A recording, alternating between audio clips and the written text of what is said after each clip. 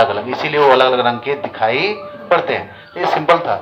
लेकिन उसके बाद उन्होंने जो दिया द्वितीयक तरंगिका, उन्होंने अपने इस सिद्धांत में थोड़ा सा करेक्शन किया और उन्होंने क्या दिया, द्वितीयक तरंगिका का सिद्धांत। इसमें 3 नियम है, एकदम अच्छे सुन लो आराम से। द्वितीयक तरंगिका का सिद्धांत पूछा जाता है, ठीक है। और द्वितीयक जो तरंगिका का पहला सिद्धांत है, यहीं से हमारा तरंगाग्र की भी परिभाषा बनती है। तो अलग अलग से कभी कभी टिप्पणी में हमसे पूछा जाता है तरंगाग्र क्या है, बात में आ रही है, तो हम यहीं से उसको बता दे रहे हैं पहला नियम से।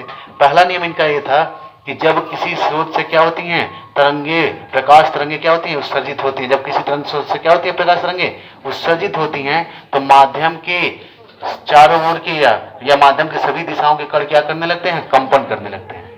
जब किसी तरंग स्रोत से क्या होती है प्रकाश तरंगे उत्सर्जित होती हैं, तो उसमें माध्यम के सभी कण क्या करने लगते हैं, कंपन करने लगते हैं। यदि हम माध्यम में क्या करें, एक ऐसा काल्पनिक पृष्ठ खींच दें, उसमें कंपन तो शुरू हो गया।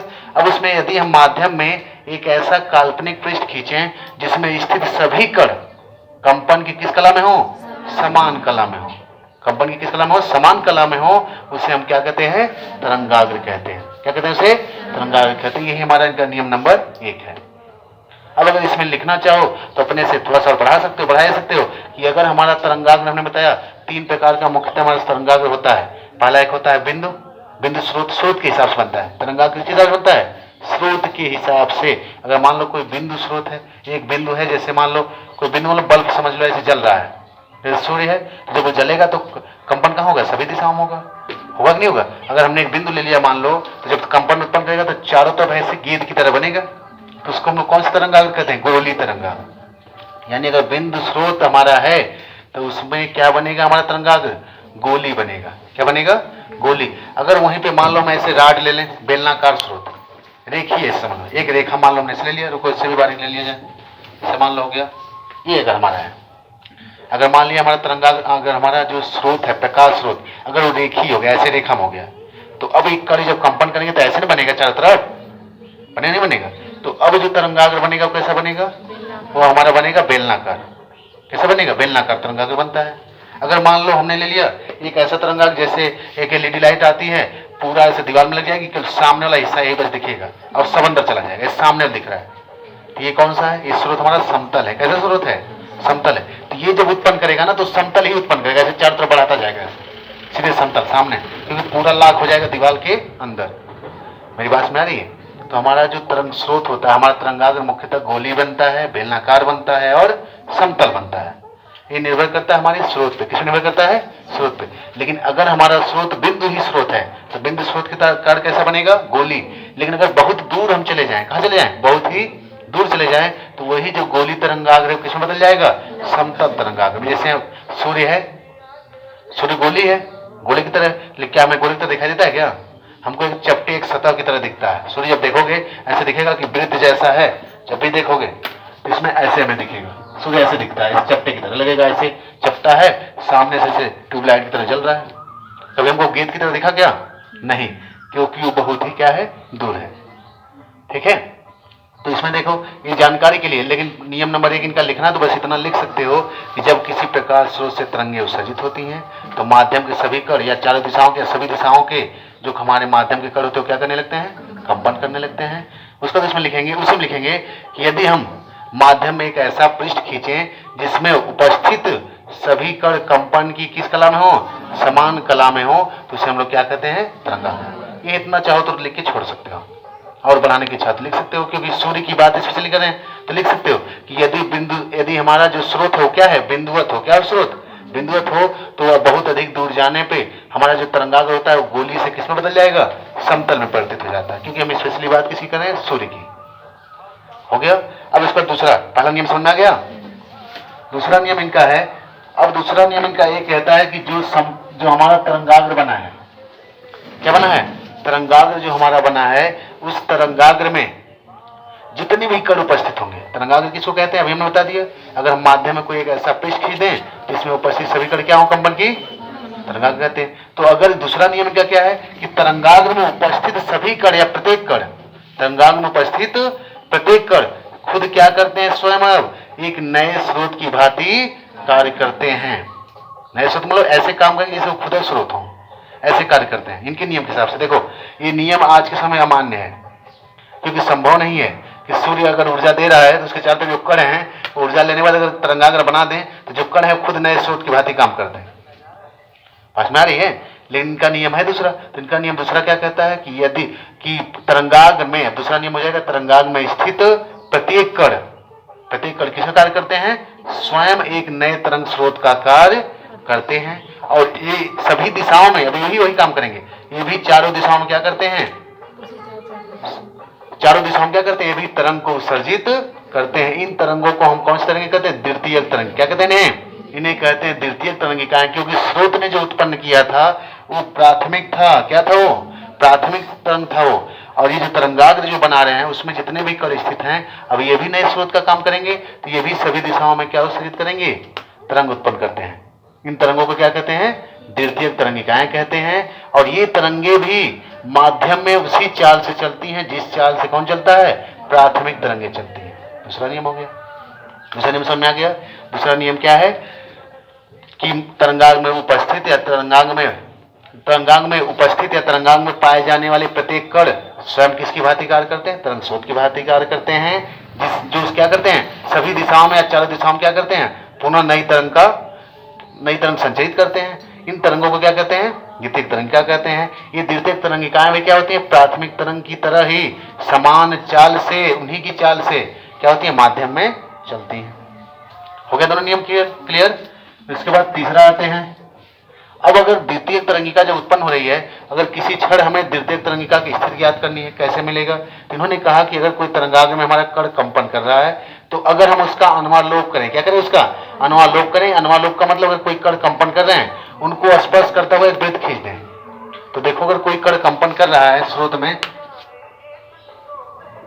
हमने मान लिया स्रोत यस है, मान लो कोई कण है यहाँ पे कंपन कर रहे हैं इस रेखा पे, ये हो गया AB, ये हो गया AB। मान लो हमारा एक कण है यहाँ पे कोई, ये देखो हमारा हो गया यहाँ पे कण हो गया। अब एक कंपन करेंगे आगे पीछे, कण का आकार मान लो कुछ इस तरह से हो गया। कण हमारा आगे पीछे इसमें कंपन करेगा ना।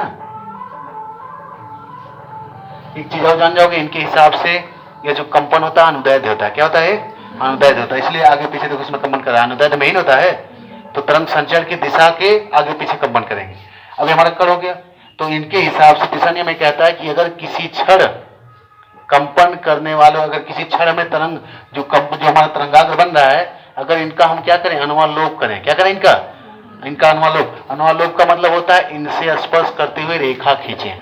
इनसे स्पर्श करते हुए क्या खींचे? रेखा। तो इनकी स्पर्श करते हुए रेखा खींचेंगे तो एक रेखा हमारी यहां बनेगी ना, एक बाहर, और एक कहां बनेगा? एक बनेगा अंदर की। इसको मान लो हो गया A डैश B डैश, इसको मान लो हो गया A डबल डैश, ये B डबल डैश हो गया। तो इन्होंने कहा कि अब हमें क्या मिलेगी? अब हमें तरंग की नई स्थिति मिलती है।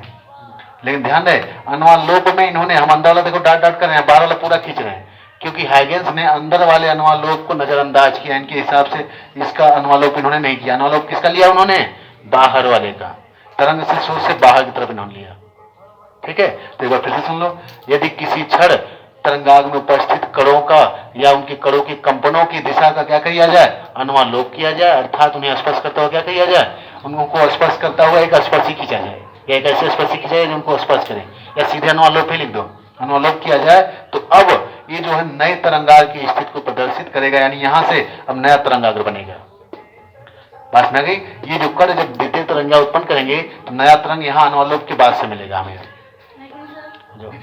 ठीक है, अनुवालोक से मिलेगा। क्लियर समझा कि नहीं बात? तीनों नियम समझ में आ गया? एकदम सिंपल सा है। यदि हम क्या करें, कोई तरंगाग्र में हमारा है, तीसरा नियम थोड़ा सा है, बस अनुवालोक ध्यान रखना। ठीक है, हमारा जो तरंगाग्र है इसमें उपस्थित कणों का जो कंपन की दिशा है, अगर इसमें हम क्या करें, इनका अनुवालोक करते हैं, या किसी क्षण यदि किसी क्षण कंपन करते हुए कणों की स्थितियों का अनुवालोक किया जाए, यानी उनकी स्थितियों का क्या किया जाए? उनकी स्थितियों से स्पर्शी खींचा जाए, उनपे क्या खींचा जाए? स्पर्शी खींचा जाए या अनुवालोक किया जाए, तो अब तरंग को हमें कौन सी स्थिति मिलेगी? नई स्थिति प्राप्त होती है। इसके बाद जो तरंग मिलेगी द्वितीय वाली, यहीं से मिलना शुरू होगी। हमने अनुवालोक कर दिया ना, इसके आगे वाली मिलेगी, यहां नहीं मिलेगी। तो कंपन कर रहे हैं, अब ये सभी क्या करेंगे? नियम के हिसाब से। नियम समझ आ गए तीनों? अब इसकी व्याख्या अगर करना चाहो तो एक बार सुन लो, मान सकते हो। माना हमारा एक बिंदु स्रोत क्या है? यस है, अब यहाँ से पहला नियम की पहले व्याख्या करें। अब ये क्या करेगा, अपने सभी दिशाओं में तरंग को सर्जित करेगा, तो माध्यम के सभी कण क्या करने लगेंगे, कंपन करने लगेंगे।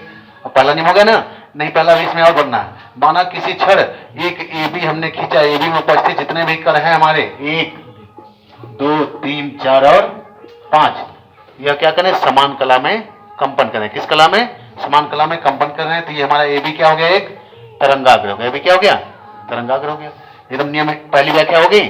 अब इसमें आ जाओ दूसरा नियम के हिसाब से, इस तरंगाग्र में जितने भी कण उपस्थित होंगे, जितने भी कण उपस्थित होंगे, यह सभी किसकी भांति कार्य करेंगे, अब नए तरंग स्रोत की भांति कार्य करेंगे। कोई जो नहीं कि 5 ही हो, और भी ले सकते हैं। जैसे कि आप बहुत बड़ा बनाएंगे तो हमें को व्याख्या करने में दिक्कत होगी, और 3 बनाएंगे नहीं, बहुत छोटा भी हो जाएगा। इसमें जितने भी कण उपस्थित हैं दूसरे नियम के हिसाब से, ये सभी किसका काम करेंगे, ये अभी एक स्रोत हो गया, अभी एक स्रोत, ये सब नए स्रोत का काम करेंगे। और खुद अब क्या करेंगे, अब ये खुद चारों दिशाओं में तरंग को उत्सर्जित करेंगे। इनसे जो तरंगें उत्सर्जित होंगी उसको हम क्या कहेंगे, द्वितीयक तरंगिकाएं कहेंगे। क्या कहेंगे, द्वितीयक तरंगिकाएं। सुना गया व्याख्या इसकी। अब इसके बाद अगर हम देखें इसमें अगला तीसरा नियम, तो अगर इनमें हमें नई तरंग की स्थिति प्राप्त करनी है तो हमें इनका क्या करना होगा, अनुवालोक, यानी इन्हें स्पर्श करते हुए क्या खींचना होगा, एक रेखा खींचनी होगी। तो हमने कहा एक अंदर भी खींच सकते हैं, बाहर भी, लेकिन हाइगेंस के हिसाब से उन्होंने अंदर वाले को नहीं लिया, उन्होंने किसको लिया, यहाँ पे बाहर वाले को लिया था। तो अनुवालोक करेंगे तो तरंगाग्र की नई स्थिति होगी, यानी अगली तरंगाग्र जिसे यहाँ कण कंपन कर रहे हैं। हमने पूछा द्वितीयक तरंगिका कहाँ से ली जाएगी, तो ये जो ए डैश बी डैश है, यह कौन है, यह द्वितीयक तरंगिका है हमारी। कौन सी तरंगिका है, यह द्वितीयक तरंगिका है। यहाँ पे ये जो उत्पन्न करा प्राथमिक है, और यहाँ ए बी तक प्राथमिक है, लेकिन अब ए बी जो उत्पन्न करेगा, ये जो उत्पन्न करेंगे, तो वहां से हमें द्वितीयक तरंगिका कौन प्राप्त होगी, ए डैश बी डैश प्राप्त होती है, द्वितीयक तरंगिका होगी। व्याख्या सुनना अच्छे से, तीनों नियम और व्याख्या। इसको फिगर बना जाओ तो ऐसे इसको हम आगे ले जाएंगे जो बहुत दूर तक। बिंदु स्रोत हमारा कैसा है, सॉरी, जो स्रोत कैसा है, बिंदुवत है। तो यहाँ पे जो तरंगाग्र बनेगा गोली बनेगा, इसे देखो गोली बनाया ना, लेकिन जब बहुत दूर लेके जाएंगे तो यही तरंगाग्र हमारा क्या हो जाता है, समतल हो जाता है। 3 के सिर में से 3 बना लो, ऊपर 2 के सिर में से 2 बन जाएगा, इधर 1 बन गया। ठीक है, ये हमारे हो गए कण की माध्य स्थिति है, जो बिंदु दिखा रहे हैं 1 2 3 4 5। यहाँ पे क्या बनेगा, ये हमारा हो जाएगा, इसको लाइनिंग करेंगे पूरा ना, तो लाइनिंग होगी, होगा A B dash B dash, तो हो जाएगा ए बी, अंदर वाला नहीं लेते, इसको डॉट डॉट कर लेंगे ऐसे, क्योंकि अनुवालोक तो दोनों तरफ बनेगा, A double dash B double dash. ठीक है, ये हमारा हो गया द्वितीयक तरंगिका का सिद्धांत, और ये हो गया इसकी व्याख्या।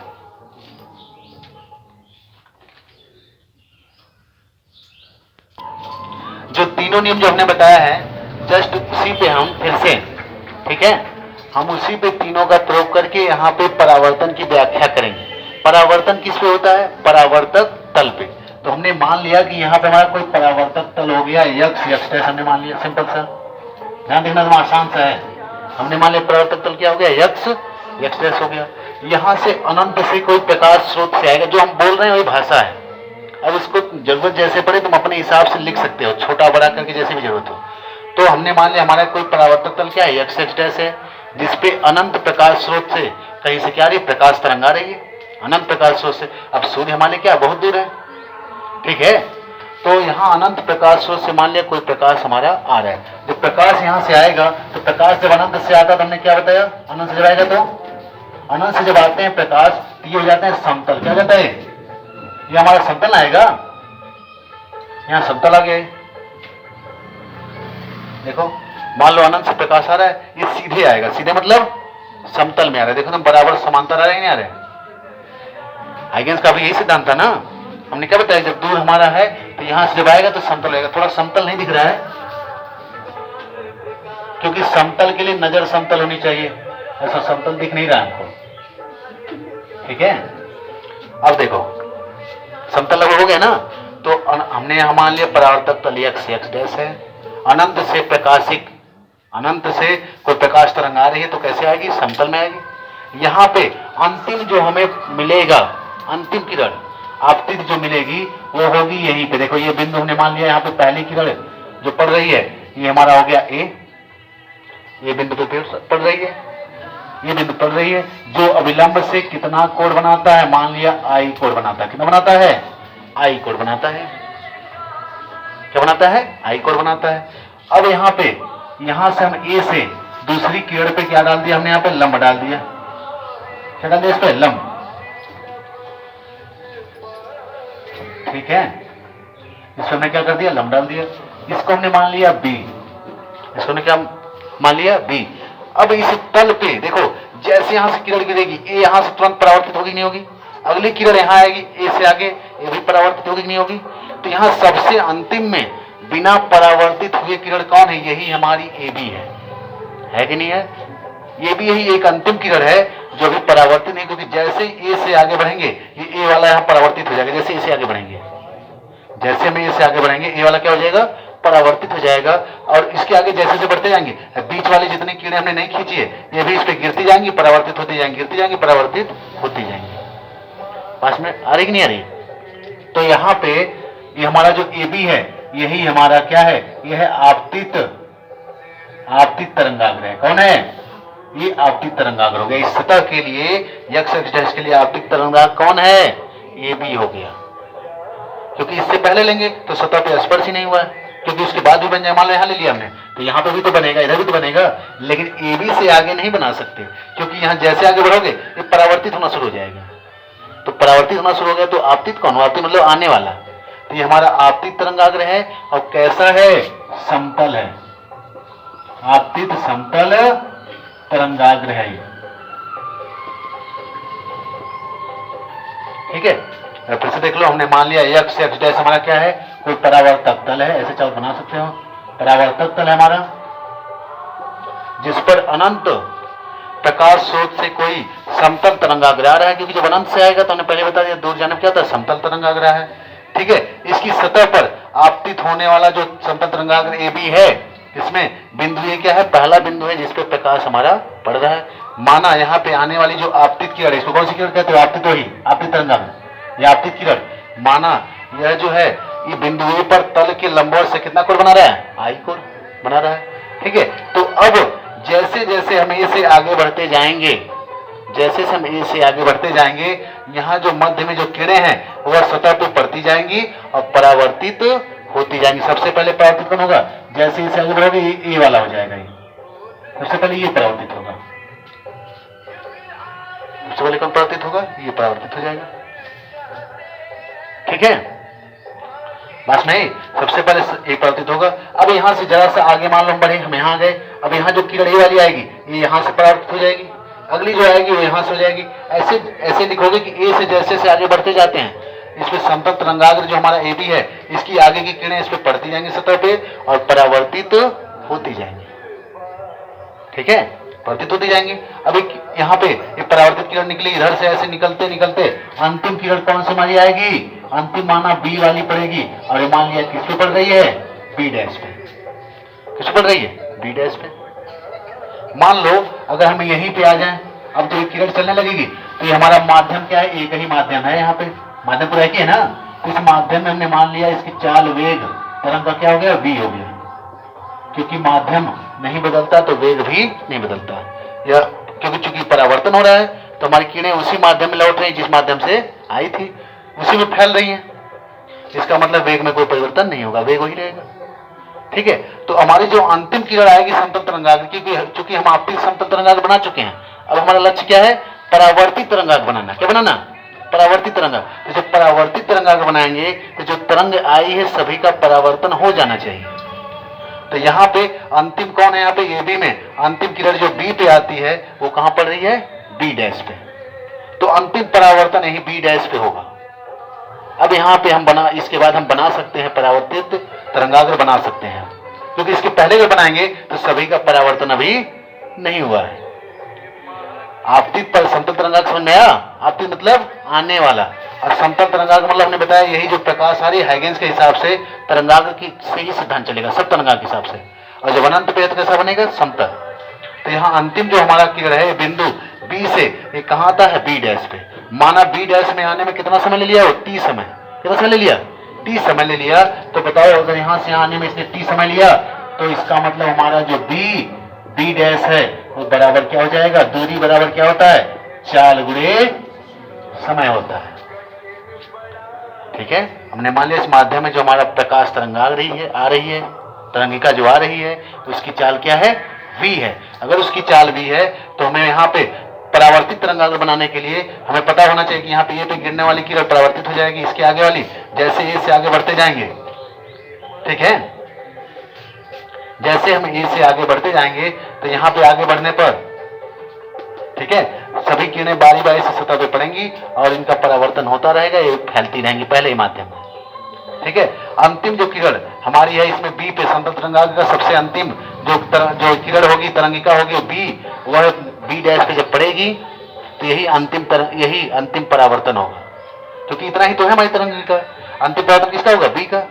मान लिया कि हमारा इस माध्यम में प्रकाश तरंग की चाल क्या है, v है, तो b से b डैश अगर पहुंचने में समय क्या लगता हो, t लगता हो। समय कितना लगता हो, इस मान t लगता हो, तो b डैश दूरी बराबर क्या हो जाएगा, v इंटू टी।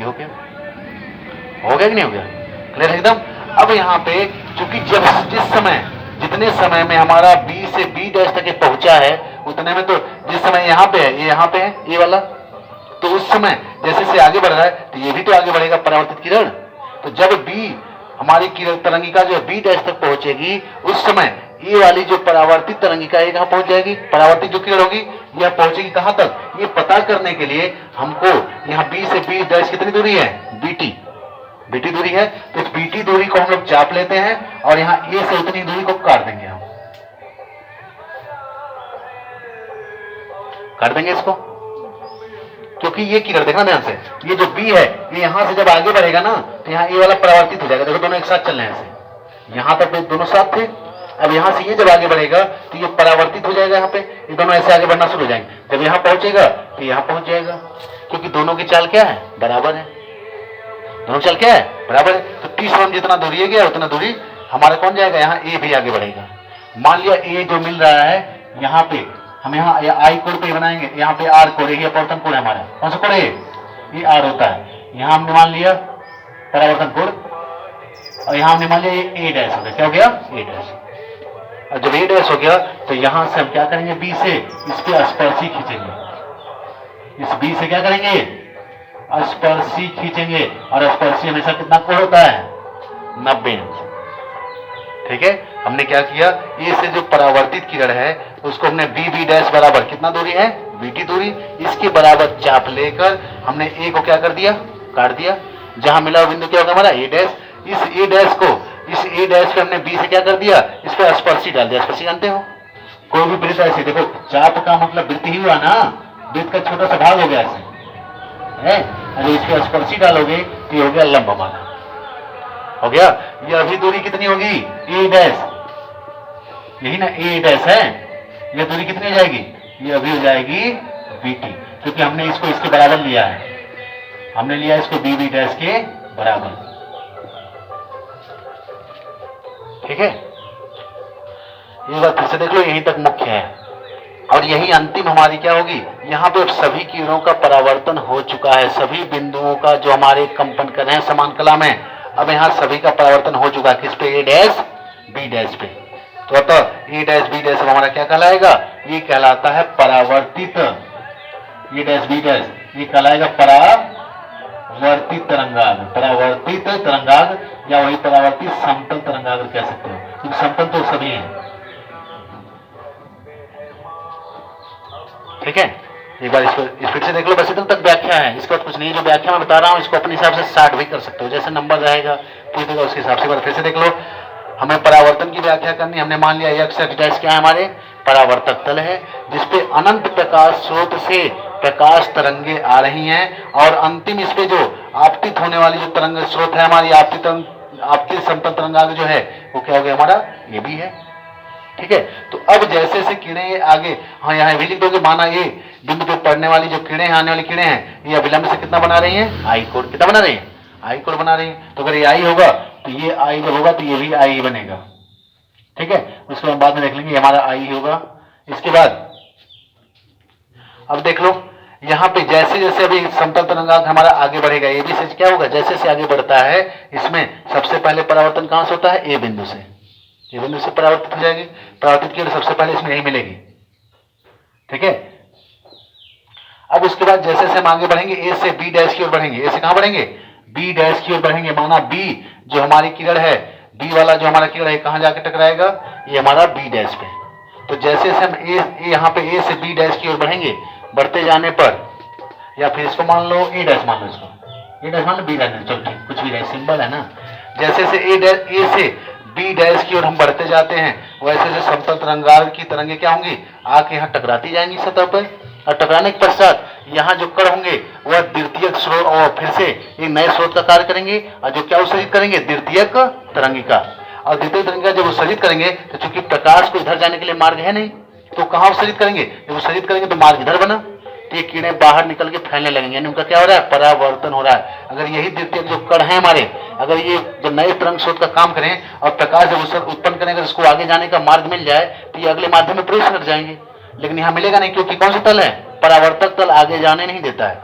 तो क्या करेंगे, उसी प्रकाश को फैलाते जाएंगे, फिर अगले कण आके इस पे अगली तरंग आगे पड़ेगी, और फिर इसमें जितने भी हमारे ए बी डैश के तल पे जितने भी कण उपस्थित हैं, ये सभी क्या करेंगे, नए तरंग का स्रोत काम करते जाएंगे, जो भी तरंगे आएंगी उसका द्वितीयक तरंगिका बना के इसको फैलाते जाएंगे, परावर्तित करते चले जाते हैं। बात ना गई। अब इसके बाद अंतिम जो किरण हमारी बी डैश पे जब पड़ती है, तो इसमें बी डैश माना यहाँ पे इस माध्यम में हमारी तरंग की चाल क्या हो गई, बी हो गई। तो जिस समय बी हमारा बी डैश तक पहुंचने में अगर टी समय लेता हो, तो उसने कितनी दूरी चली तरंग ने, तो उसने चला 4 गुणे समय, बीटी दूरी चली। अब बी से बी डैश तक आने में तरंग ने जितनी दूरी तय की है, उतने ही समय में हमारा ए क्या होगा, परावर्तित होके माना कहां पहुंच जा रहा है, ए डैश पे। तो ए डैश को प्राप्त करने के लिए हमारा जो बी बी डैश की दूरी, इतनी दूरी का चाप लेके यहाँ ए से काट देंगे, काट देंगे, ठीक है। ये हमारा परावर्तन कोण होता है। कौन कोण होता है यार, ये होता है परावर्तन कोण। समझ में आ रही है। तो यहां से ये समझा गया नहीं आ गया, तो यहाँ जो हमें ए डैश प्राप्त होगा, ये भी क्या हो जाएगा, बी बी डैश के बराबर, क्योंकि हम तो उसी का चाप ले रहे हैं, और ये किसके बराबर है, बी टी के बराबर। तो दोनों बराबर हो गए, कौन कौन, बी बी डैश और ए डैश। अब यहां तक जो हमें यहाँ पे बी डैश है, हम इससे ए डैश पे क्या करेंगे, स्पर्शी खींचेंगे, खींचेंगे। तो अगर इससे पहले अगर हम कोई बनाते हैं, तो सभी तरंगों का परावर्तन नहीं हुआ होगा, यानी द्वितीय तरंगिका हमें नहीं मिलेगी। द्वितीय तरंगिका कैसे मिल रही है, ए बी डैश से जो कण जब इस पे प्रकाश पड़ रहा है, तो टकराने के पश्चात जब कण यहाँ फैल रहा है, जब इसको द्वितीय तरंगिका उत्पन्न कर रहा है, तो हमें द्वितीय तरंगिका बनेगी हमारी। तो यहाँ पर अगर हम बी डैश ए डैश लेते हैं, ए डैश बी डैश, तो यहाँ पे सभी टकरा चुके हैं, सभी टकरा गए हैं ना, जितना भी एबीसी किरण थी सब यहाँ तक टकरा चुकी है। तो अब यहाँ से अगर हम गणना करेंगे, तो यहाँ से जो भी तरंग मिलेगी सब की सब परावर्तित हो चुकी है, यानी सब बना दी है द्वितीय तरंग। क्या बना दिया सभी ने, द्वितीय। तो A B A dash B dash को हम लोग परावर्तित समतल तरंगाग्र कहो, या वही परावर्तित तरंगाग्र कहो, या इसको द्वितीय तरंगाग्र भी कह सकते हो, द्वितीय तरंगिका कह सकते हो। सुना गया ये हमारा परावर्तन, इतना सुनाया। अब यही मुख्य है। इसके बाद यहाँ पर सही लिख दोगे ना कि ए डैश बी डैश क्या, परावर्तित तरंगाग्र, इतना तुम्हें लिख देना। अब इसको अपने हिसाब से थोड़ा कम भी कर सकते हो। गणना क्या इसमें आसान से, देखो यहाँ थोड़ा सा इसको बढ़ा लेना, यहाँ बी वाला भी किरण कहाँ जाएगी, इसके समांतर, जैसे ये है वैसे बी वाला भी इस दिशा में जाएगा। ये हमारा कौन सा कोण है,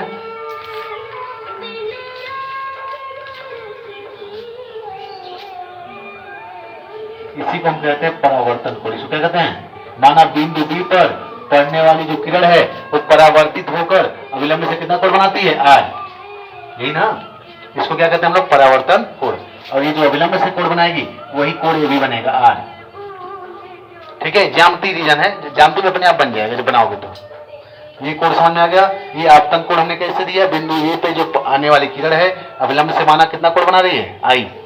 तो आने वाली किरण जो अविलंब से कोण बनाती है उसको क्या कहते हैं, आपतन कोण। और यहाँ बिंदु बी डैश पे जो परावर्तित किरण है, कौन किरण है, परावर्तित किरण है। परावर्तित किरण कौन है, यहाँ से परावर्तित किरण, ये देखो जा रही है, ये जा रही है ना। तो जो परावर्तित किरण है ये अविलंब से जितना कोण बनाएंगे उसको क्या कहेंगे, आर। अब इतना बस सिंपल सा बस लिखो। इसमें देखो दोनों त्रिभुज उठाओ, कौन त्रिभुज, त्रिभुज, त्रिभुज हमारे पास हो गया A B B dash, A B B dash, तथा तथा दूसरा त्रिभुज कौन है, A dash B dash, A dash B dash में, ठीक है। दोनों में ध्यान से देखो, दोनों में एक कोण 90 अंश है कि नहीं है, ठीक है। दोनों में कोण 90 अंश हो गया, यही ना।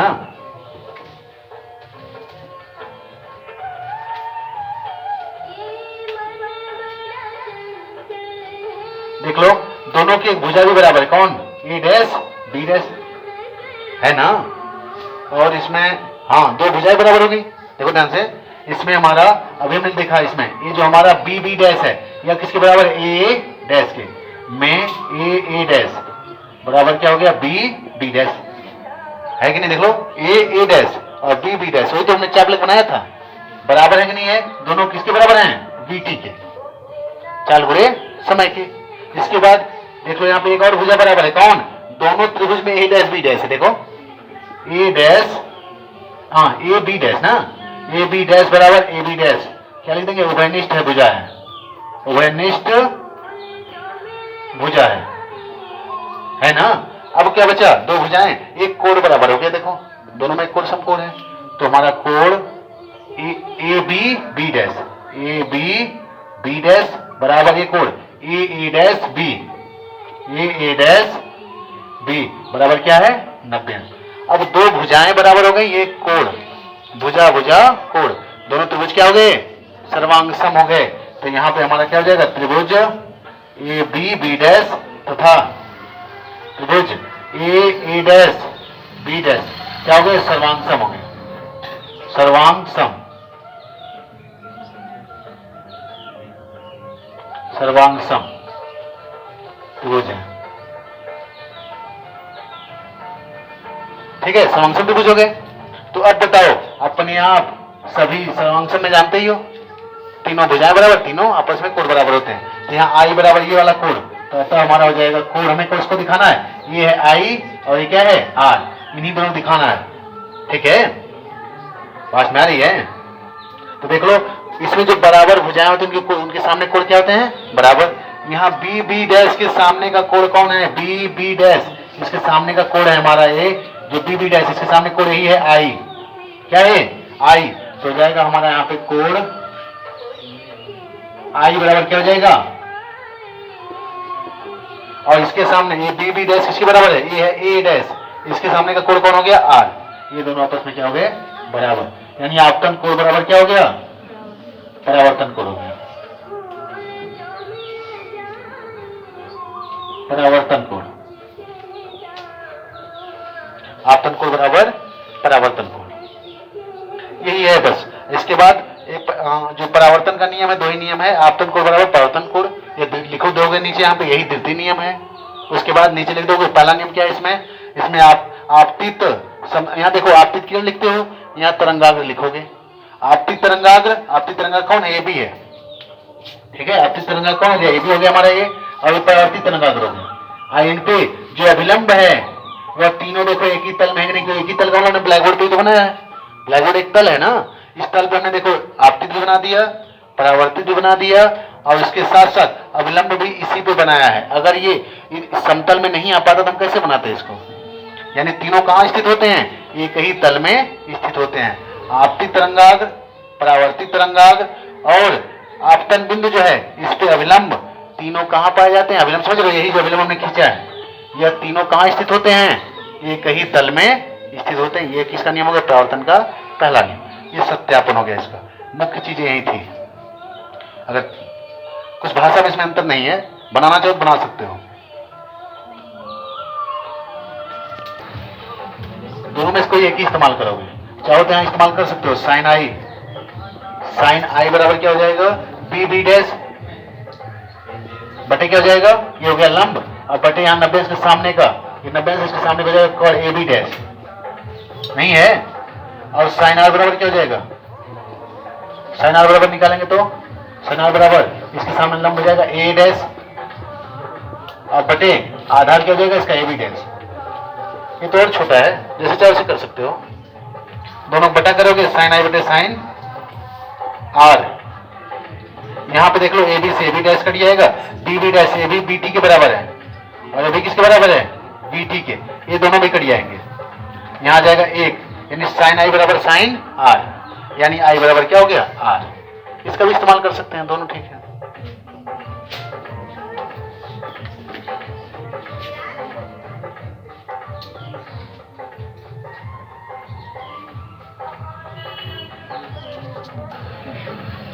देख लो इसमें हाइगेंस के द्वितीयक तरंगक सिद्धांत के द्वारा तरंगों के अपवर्तन की व्याख्या।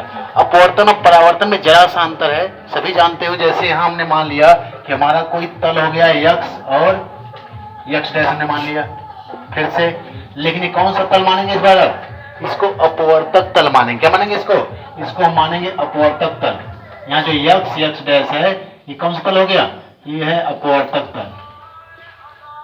अपवर्तक तल का मतलब ये हो गया कि जो तरंगिका को आगे जाने देगा, निकलने देगा। ठीक है, बस माध्यम दोनों तरफ बदल जाते हैं। इधर मान लो माध्यम हमारा 1 हो गया, जिसमें तरंग की चाल क्या है? v1 है। इसमें हमने मान लिया माध्यम क्या हो गया? 2 हो गया, जिसमें तरंग की चाल हमने क्या मान लिया? v2 है।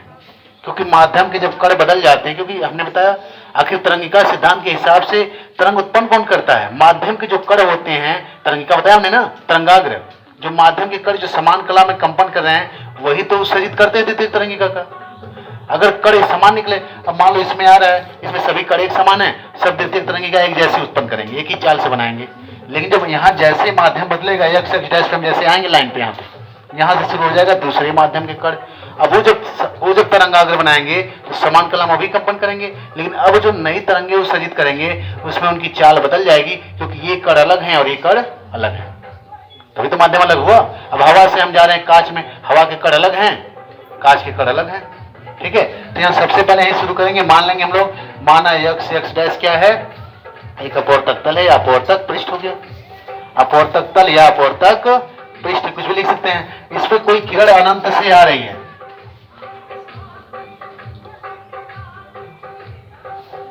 यहाँ तो फिगर बनाने की जगह भी नहीं बचती है, ब्लैक बोर्ड छोटा हो जा रहा है। इसको एक दिन प्रत्यास्था इसकी चेक की जाएगी, इसको 4 बच्चों के बीच में रख देंगे, उसको घसीटा जाएगा, इसको देखा जाए कितना बढ़ता है। ठीक है, अब यहाँ हम क्या मानेंगे? एकदम उसी की तरह मान लेंगे अनंत से, पागल उधर ही जा रहे हैं, दाहिने तरफ भागते हैं। मान लिया यहाँ पे अनंत हमारा कोई तरंग स्रोत है, वहां से कोई किरण आपतित हो रही है, अनंत पे कोई तरंग स्रोत है जिससे हमारी किरणें क्या हो रही हैं? आपतित हो रही हैं। अब जब आपतित होंगी तो अनंत का मतलब जब यहाँ पे किरणें आएंगी, सबसे अंतिम वाली किरण हमारे यहाँ क्या मिलेगी? फिर से वही ये भी मिलेगा, नहीं मिलेगा? यहाँ पर इस पे लंब डाल देंगे ऐसे, और ये भी जो मिलेगा हमें, यह हमारा समतल में मिलेगा। कैसे मिलेगा? हमने कह दिया हमारा तरंग स्रोत कहाँ है? अनंत पे है। तो यहाँ जो तरंगे आती हैं, जब कोई तरंग स्रोत अनंत पे होता है तो वहां से आने वाली तरंगे क्या होती हैं? जो तरंगाग्र बनता है दूर जाने, बहुत दूर जाने के बाद, बहुत दूर का मतलब जाता है समतल तरंगाग्र। तो यहाँ पे जो अनंत से जो आपतित किरणें आ रही हैं, ये हमारा क्या होगा? समतल तरंगाग्र का निर्माण करेंगे। किसे निर्माण करेंगी? समतल का। यहाँ मार्ग में हर जगह समतल उत्पन्न होगा, लेकिन इस तल पे जो हमारा तल एक्स एक्स डैश है, इस पे पड़ने के पूर्व हमारा जो अंतिम तरंगाग्र जो हमें प्राप्त होगा वो क्या होगा? A B. और यही ए बी हमारा ही क्या है? यही ए बी हमारा इस तल के लिए यह है आपतित तरंगाग्र है। आपतित क्या है? तरंगाग्र है कि नहीं? हमने कहा इसको समतल तरंगाग्र भी लिख सकते हो, ऐसे भी लिख सकते हो कि आपतित समतल तरंगाग्र, क्योंकि समतल तो बनेगा ही बनेगा। तो ये हमारा क्या है? ए बी इस सतह पर पड़ने वाला आपतित तरंगाग्र, क्योंकि इसके पहले जब लेंगे तो हवा में होगा, वो इस तल पे नहीं होगा। इसके पहले लेंगे तो कहाँ होगा? ऊपर हवा में होगा। अब यहीं से ये आपतित तरंगाग्र हो गया, यानी इस पे आपतित मतलब आने वाला तरंगाग्र कौन है? ए बी है। अब यही ए से ये स्पर्श होना शुरू हो जाएगा। ठीक है, और जैसे स्पर्श होना शुरू हो जाएगा, ये यहाँ के जो कण है इस तल के जो कण है हमारे यहाँ पे, ये जो तल है, अब ये किरण को क्या करना शुरू कर देगा? अपवर्तित करना। क्या शुरू कर देगा? अपवर्तित करना। तो यहाँ पे अगर हम मान लेते हैं इसको, अब यहाँ ए से किरण मान लो अपवर्तित हो गई, फिर आगे के प्रकाश ऐसे बढ़ते जाएंगे। जैसे जैसे हम दूसरी तरफ बढ़ते जाएंगे, ये हमारा जो दूसरा जो सिरा है कौन सा? समतल तरंगाग्र का, आपतित समतल तरंगाग्र का दूसरा सिरा कौन है? बी। जैसे से आगे बढ़ता जाएगा, बीच वाली जो किरणें होंगी सतह पे पड़ती जाएंगी, और सतह पे पड़ने के बाद इनका जो अपवर्तन है वो होता जाएगा। अंतिम किरण कौन है यहाँ पे? हमारा बी। और ये हमने मान लिया यहाँ पे पड़ेगा कहाँ पे? इसको हमने मान लिया, मान लो बी डैश पे पड़ रहा है, या ए डैश मान सकते हैं। मान लिया कहाँ पड़ेगा? बी डैश पे। अब यहाँ पे अगर मान लिया हमने कि बी वाला कितने समय में आएगा? यहाँ पर टी समय में। मान लिया कितने समय आया? टी समय में। तो बताओ ये दूरी कितनी हो गई हमारी? बी बी डैश दूरी उसने कितना तय किया? B1 टी, चाल गुणे समय। क्योंकि ये माध्यम 1 है, हमने मान लिया इसमें चाल क्या है? B1 है। तो इस समय बी से बी डैश आने में अगर उसको समय कितना लिया? टी समय लेता है, कौन समय लेता है, हाँ टी समय अगर लेता है तो टी समय में यह कितनी दूरी चलेगा, v1 टी दूरी चलेगा। उतने में अगर इसको हमने मान लिया कि अभी इधर देखो, इन्होंने कहा कि उसके बाद एक किरण तब तक हमारी कहां जाएगी, किरण हमारी आगे निकल जाएगी उतने ही समय में, ठीक है पास ना दे, उतने समय क्या होगी किरण, ये हमारी आगे निकल जाएगी। चलो देख लो, इसमें पीछे तक आवाज आ रही है, नहीं चिल्ला पाएंगे अब। इसमें देखो जैसे हमारा यहाँ तक एकदम सेम वही सिस्टम है जैसे परावर्तन में होता है। ये हमारा क्या हो गया, यहाँ हमने मान लिया एक्स एक्स डैश क्या, कोई हमारा अपवर्तक तल हो गया, अपवर्तक पृष्ठ हो गया।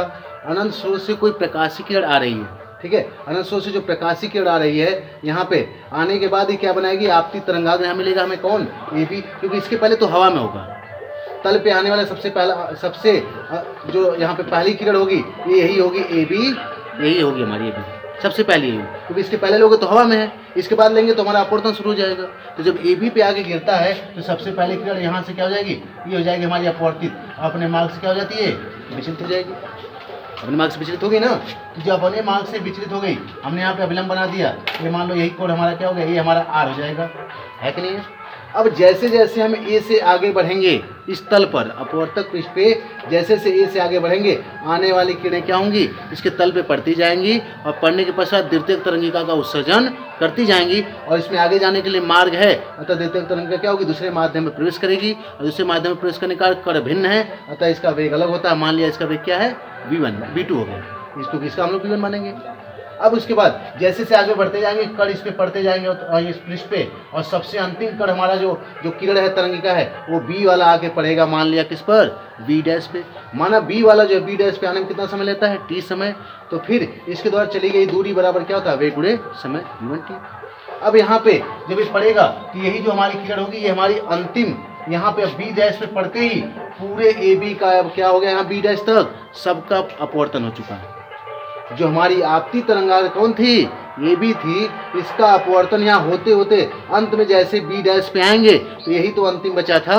अब इसका भी क्या हो गया यहाँ पर, इसका भी इसका अपवर्तन हो गया यहाँ पर, इसका भी क्या हो गया यहाँ पर, अपवर्तन हो गया, दोनों समांतर होंगे दोनों, ठीक है।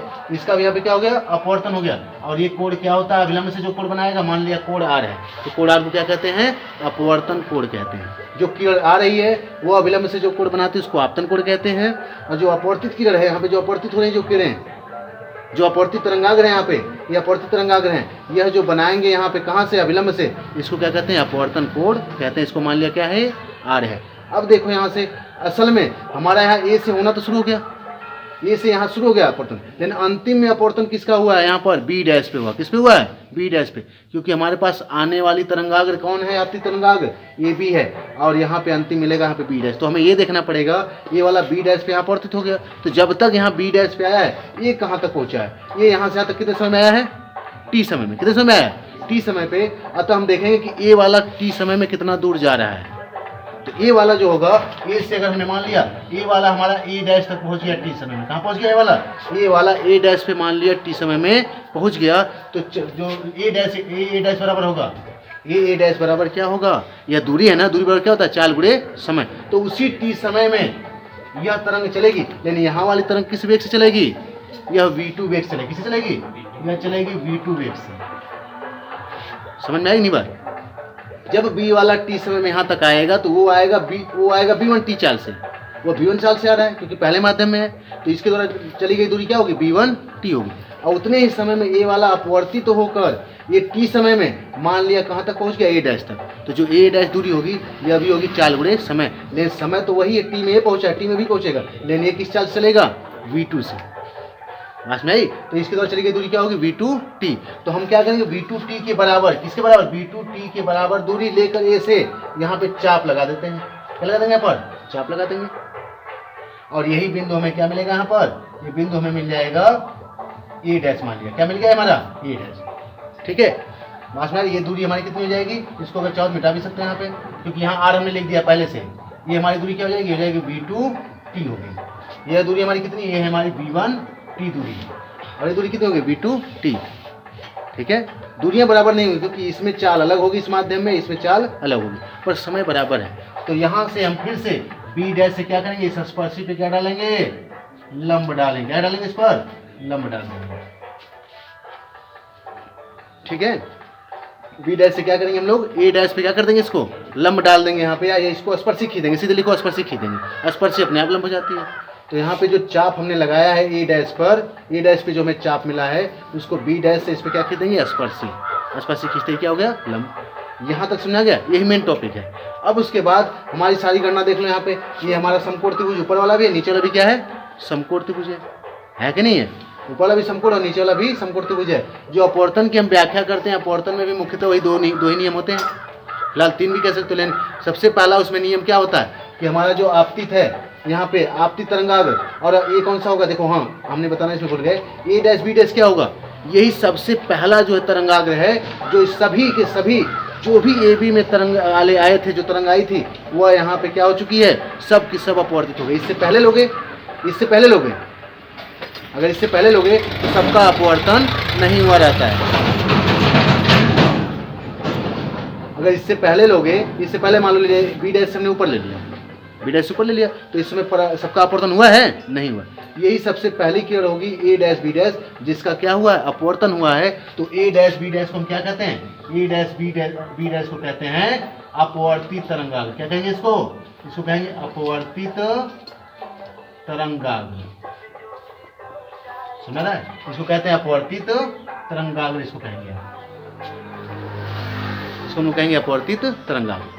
अब यहाँ पे हमारा अपवर्तित हो गया ये, हमें बस यही शुरू करना। देखो आपतित तरंगाग्र से लेके कहाँ तक की व्याख्या करनी है, अपवर्तित तरंगाग्र। अब तुम उसको अपने हिसाब से समझ सकते हो, समझा गया।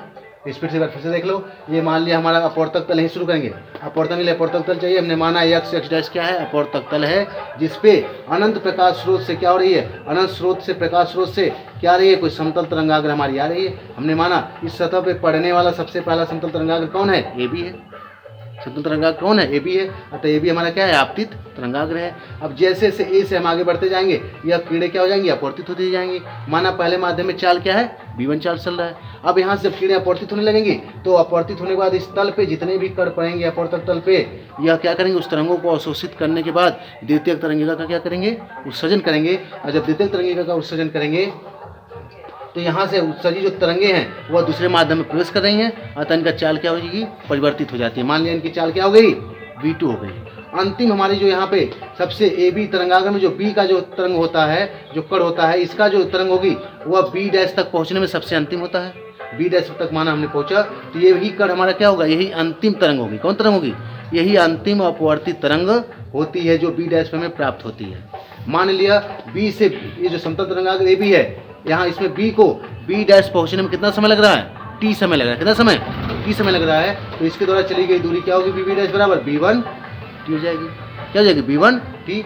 उसके बाद आ जाओ नेक्स्ट, मान लिया इतने ही समय में, जितने समय में हमारा बी डैश तक पहुँचेगा, उतने समय में हमारा ए से हमने मान लिया हमारी जो अपवर्तित किरण है, कौन सी किरण है, जो अपवर्तित जो है वो ए वाली जो अपवर्तित किरण है वो पहुँच गई ए डैश तक। कहाँ तक पहुँच गई, ए डैश तक पहुँच गई। तो अब ए डैश कैसे निकालेंगे, ए डैश बराबर फिर से वही दूरी बराबर क्या होता है, चाल गुणे समय। इस माध्यम में जो भी आ गया उसकी चाल क्या है, अब B1 नहीं, अब क्या है, B2 है। और समय तो हम उतना ही ले रहे हैं, उतने समय में, तो हो गया B2 टी हो गया, ये हमारा B2 टी मिल गया। ठीक है। अब यहाँ पे चूंकि जो हमें यहाँ से जैसे हमने क्या किया, B2 टी के बराबर, इसलिए ए से B2 टी के बराबर हमने क्या कर दिया, अपवर्तित किरण पे चाप लगा दिया। माना यही हमारा क्या है, यही हमारा प्राप्त हो गया, ए डैश प्राप्त हो गया। अब क्या करते हैं, बी डैश से हम लोग ए डैश पे क्या खींचते हैं, स्पर्शी। क्या खींचते हैं इस पे, स्पर्शी। चूंकि ए बी जो तरंगाग्र आपतित था, उसके लिए अब ए डैश बी डैश पे जितने भी कण मौजूद होंगे, जितने भी कण मौजूद हैं इसमें, देख लो कोई भी एक कण बता दो जिसका अपवर्तन न हुआ हो, सबका हो चुका है। अगर इसके ऊपर लोगे तो हमने कहा इधर इस कोने वाला अपवर्तन नहीं हुआ रहा है। अब यहाँ जो बी डैश पे होगा, जैसे बी डैश पे पड़ा है, अब इसका भी अपवर्तन शुरू हो गया है। तो यही एक ऐसा पहला, इसके नीचे लोगे तो सबका अपवर्तन पहले ही हो चुका होगा, क्योंकि अपवर्तन होने में यहाँ जो ए बी जो हमारा समतल तरंगाग्र जो आपतित था, और जो यहाँ ए डैश बी डैश प्राप्त हो रहा है, ए डैश बी डैश पे सभी कणों का जो है अपवर्तन हो चुका है यहाँ पर। ठीक है। तो ए डैश बी डैश हमारा क्या हो गया, अपवर्तित तरंगाग्र हो गया। अब सिंपल सा दोनों त्रिभुज उठाओ, दोनों के दोनों समकोण त्रिभुज। देख लो हम उठाते हैं इसमें त्रिभुज इसमें उठाओ A B dash, A B dash. ठीक है, निकाल लो। हमें पता है स्नेल का नियम क्या होता है, साइन आई बटे साइन आर। तो पहले साइन आई निकालो, इसमें निकालेंगे साइन आई। हमने कहा जैसे ये आई आप एकदम परावर्तन की तरह, तो ये भी क्या हो जाएगा हमारा, आई हो जाएगा। अगर ये आर है, ये वाला आर है, तो ये वाला क्या हो जाएगा, आर हो जाएगा। ठीक है, तो यहाँ पे साइन आई बराबर क्या होता है, साइन थीटा बराबर क्या होता है, लंब बटे कॉट। इसके लंब कौन होगा, इस सामने वाला b1t नहीं होगा, लंब ही ना है, और बटे क्या हो जाएगा, कॉड। कॉड कौन, 90 अंश के सामने भुजा ना, ये हो गया हमारा ए बी डैश। क्या हो गया हमारा, ये हो गया ए बी डैश। ठीक है, अब आ जाओ दूसरा त्रिभुज उठाओ, समकोण वाला त्रिभुज। ये समकोण लिख लेना, इसमें समकोण हो जाएगा, समकोण। दूसरा देख लो, समकोण त्रिभुज कौन सा है, ये है A dash B dash, A dash B dash हो गया। ठीक है, इसमें देख लो, इसमें निकाल लो क्या, साइन आर निकाल लो, साइन आर बराबर क्या होगा, इसमें साइन आर बराबर ये हो जाएगा लंब बटे कड़। इसके लंब कौन होता है, सामने वाला, इसमें हो जाएगा v2t। क्या कहते हैं इसको, v2t। अब उसके बाद क्या होगा, v2t हो गया, और कड़ क्या होगा, इसमें 90 के सामने भुजा, 90 सामने ही ना है, A B dash, A B dash. अब चलो स्नेल का नियम चेक करते हैं। स्नेल का नियम क्या है हमारा, यहाँ पे अतः निकालो, अतः समीकरण एक दूसरे क्या हो जाएगा, साइन आई बटे साइन आर, यही स्नेल का नियम है ना। तो इसका मान पहले चेक करते हैं, चलो। साइन आई का मान कितना आया, ये है b1t, ये है साइन आई का मान है b1t अपान है ए बी डैश। क्या है, ए b1t अपान ए बी डैश, किसका मान है, साइन आई का मान हो गया, बटे साइन आर का मान क्या है, ये है v2t, ये है v2t अपान क्या है, A B dash. A B dash से बी डैश क्या हो गया, कट गया, टी से क्या हो गया, टी कट गया, साइन आई बटे क्या आ गया, साइन आर आ गया। इसी ये हो गया b1 बटे b2। इसी को हम लोग कहते हैं 1n2, यानी पहले माध्यम के सापेक्ष दूसरे माध्यम का अपवर्तनांक। और यही किसका नियम है, स्नेल का नियम है। इसी को 1n2 या इसी को कहते हैं n2 बटे यानी पहले के सापेक्ष दूसरे का अपवर्तनांक। यही क्या है, हमारा स्नेल का नियम है। समझ में आया।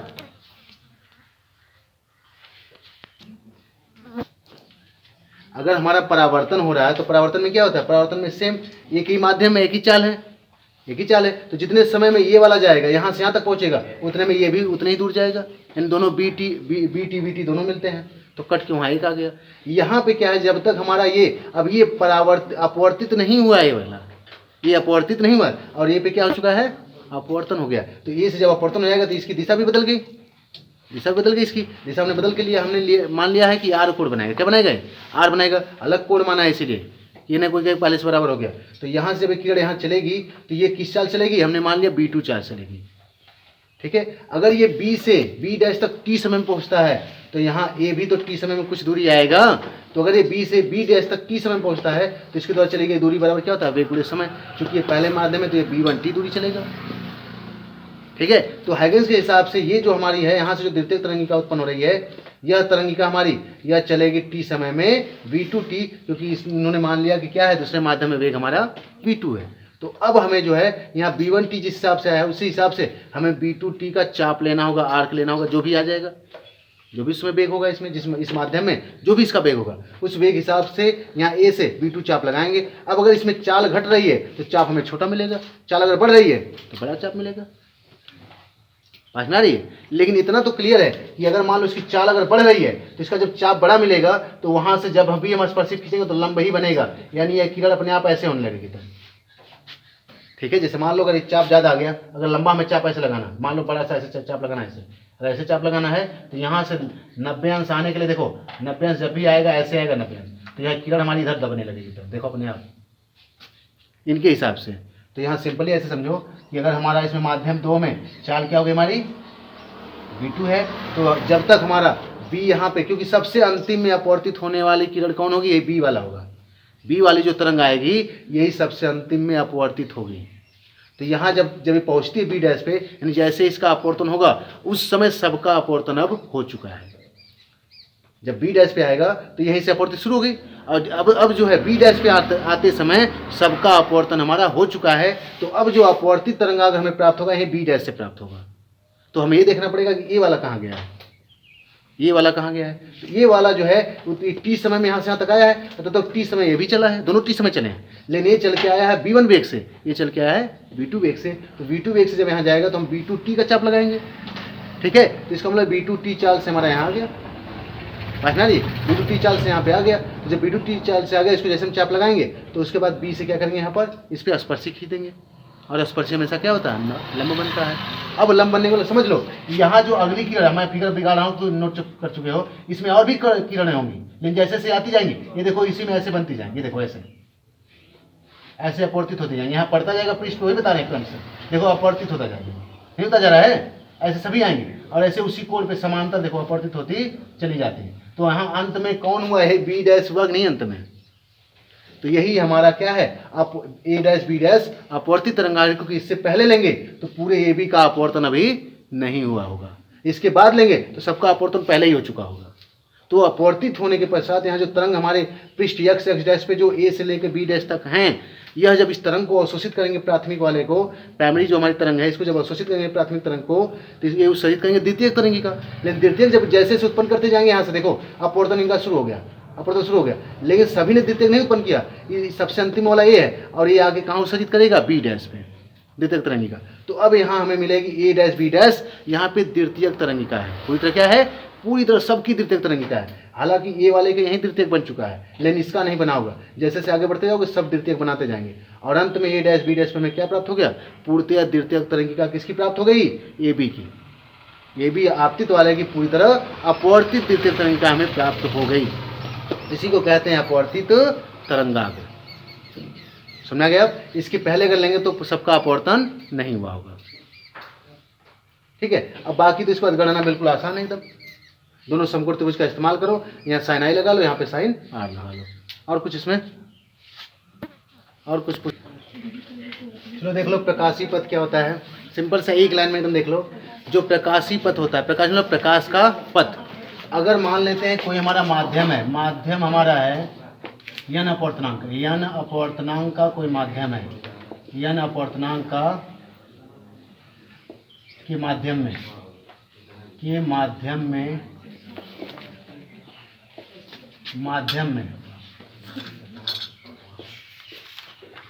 अपवर्तनांक के माध्यम में अगर प्रकाश हमारा डी दूरी तय करता है, कितनी दूरी, डी दूरी अगर तय करता है,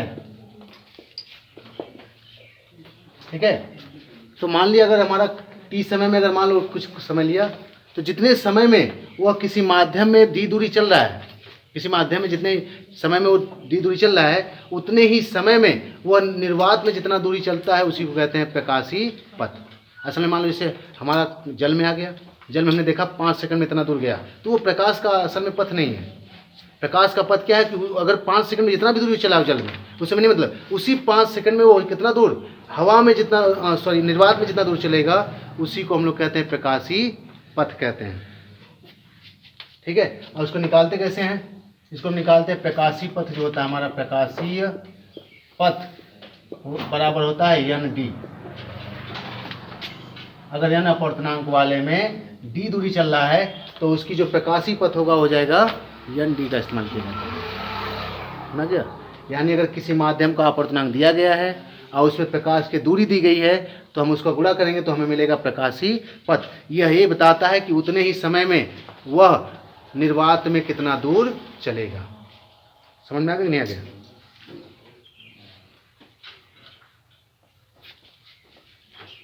समझ गया? क्योंकि अगर मान लो कहीं बीच अगर